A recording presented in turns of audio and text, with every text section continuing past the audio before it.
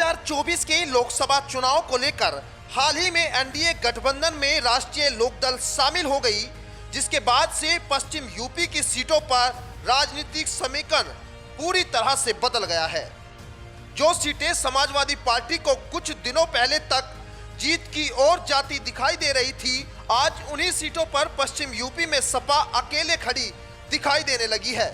वहीं दूसरी ओर भाजपा की ओर से इन सीटों पर अभी तक प्रत्याशी के नाम का खुलासा न करके सस्पेंस बरकरार है।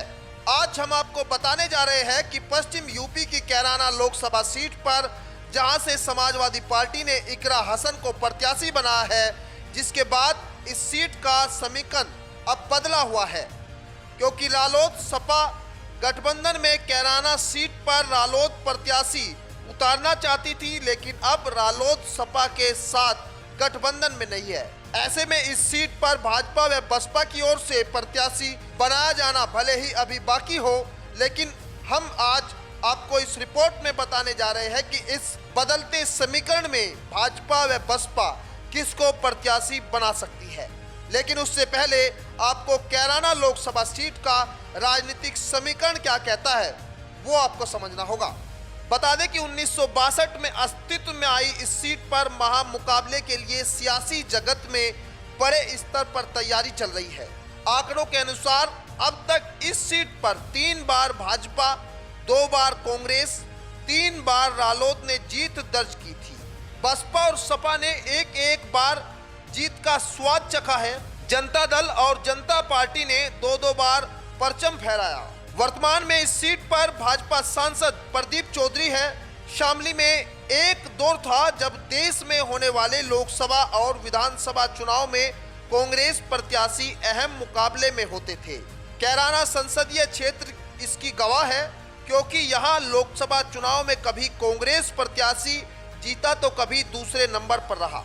हालांकि 1989 के बाद कांग्रेस प्रत्याशी अहम मुकाबले में भी नहीं आ सका है। यहाँ 1984 में कांग्रेस के टिकट पर चौधरी अख्तर हसन सांसद चुने गए थे, जिसके बाद फिर कभी कांग्रेस को इस सीट पर चुनाव जीतने का सौभाग्य प्राप्त ही नहीं हो सका।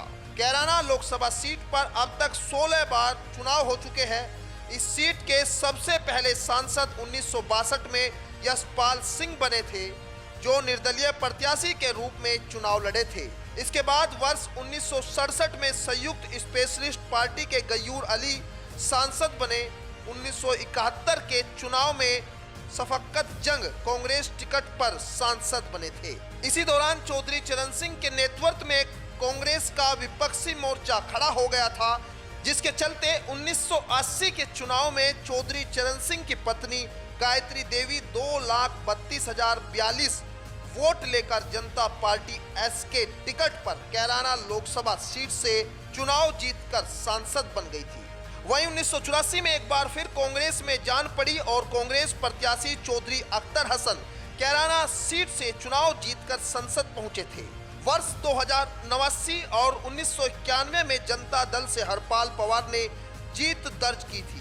इसके बाद ही कांग्रेस का ग्राफ गिरना प्रारंभ हो गया था और 1989 के चुनाव में कांग्रेस प्रत्याशी बशीर अहमद दूसरे नंबर पर रहे थे, लेकिन उसके बाद हुए 7 चुनाव में कांग्रेस प्रत्याशी अहम मुकाबले में भी नहीं आ सके। बीते चुनाव के लिए जीत हार के आंकड़ों पर गौर करें तो 1991 के बाद जितने भी चुनाव हुए, उनमें से 2004 के चुनाव को छोड़कर बाकी सभी चुनाव में भाजपा मुकाबले में ही रही। 1991 और 1996 में भाजपा प्रत्याशी उदयवीर सिंह दूसरे नंबर पर रहे थे, तो 1998 में भाजपा प्रत्याशी वीरेंद्र वर्मा ने जीत दर्ज की थी। इसके बाद 1999 में भाजपा प्रत्याशी निरंजन सिंह, 2009 में हुकुम सिंह दूसरे नंबर पर रहे थे।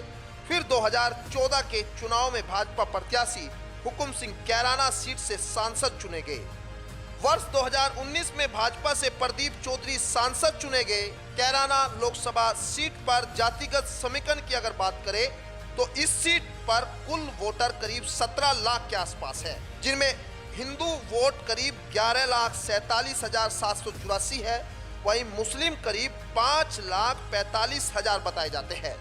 जिनमें हिंदू जातियों की बात करें तो दलित 2,30,000 के आसपास है, करीब जाट 1,82,000 है, कश्यप करीब 1,32,000 है, सैनी करीब 1,50,000 है, हिंदू गुजर करीब 1,28,000 है, ब्राह्मण करीब 67,000 के आसपास है और वैश्य वोटर 62,000 के आसपास है। ठाकुर करीब 40,000 वोट है। अन्य जातियां नाई, कुम्हार, तेली, कोरी, गडरिया आदि 2,73,684 के आसपास है।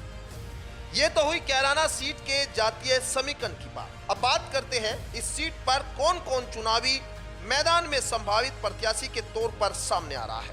बता दें कि सपा कांग्रेस गठबंधन पहले ही इकरा हसन को प्रत्याशी बना चुकी है। वहीं बीजेपी की ओर से मौजूदा सांसद प्रदीप चौधरी को फिर से प्रत्याशी बनाए जाने की चर्चा बीजेपी खेमे में सामने आ रही है।